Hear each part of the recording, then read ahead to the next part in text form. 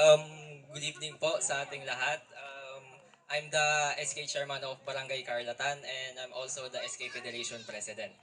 First of all po, thank you po sa atin LU for the opportunity and choosing our barangay po to receive the gift packs, and thank you for the invitation po sa kaninang umaga. Nagkaroon po kami ng mangrove planting, and it is a good way po na magkaroon po yung mga kabataan po ng ideas on how we can take good care po sa environment po natin.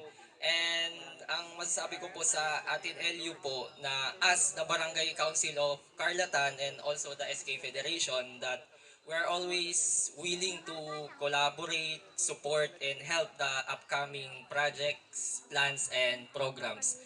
And once again po, thank you, and may we all have a blessed Christmas and extraordinary and productive New Year. Thank you po.